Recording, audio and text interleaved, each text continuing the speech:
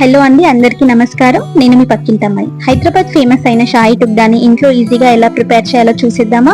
ముందుగా స్టవ్ వెలిగించి బాండి పెట్టుకొని ఆయిల్ వేసుకొని, ఆయిల్ కాస్త హీట్ అయ్యాక కట్ చేసుకున్న బ్రెడ్ స్లైసెస్ ని వేసుకొని బాగా ఫ్రై చేసుకోవాలండి. గోల్డెన్ బ్రౌన్ అండ్ క్రిస్పీగా అయ్యే వరకు వేయించుకొని పక్కన పెట్టుకోవాలి. మనం షుగర్ సిరప్ కూడా ప్రిపేర్ చేసుకోవాలి. తీగ పాకం రావాల్సిన అవసరం లేదండి, పంచదార కరిగితే చాలు.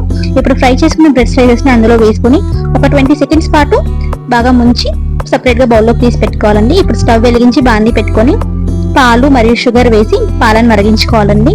అలాగే మనం కాస్త ఇలాచీ పౌడర్ కూడా ఇందులోకి యాడ్ చేసుకోవాలి. అది కాస్త మరుగుతున్నప్పుడు ముందుగానే పాలలో నానబెట్టుకున్న కస్టర్డ్ పౌడర్ ని మరుగుతున్న పాలల్లోకి వేసుకొని మిక్స్ చేస్తూ ఉండాలండి, థిక్ కన్సిస్టెన్సీ వచ్చే వరకు. ఇప్పుడు అందులోనే నేను బ్రెడ్ క్రమ్స్ కూడా యాడ్ చేస్తున్నానండి టెక్స్చర్ కోసము.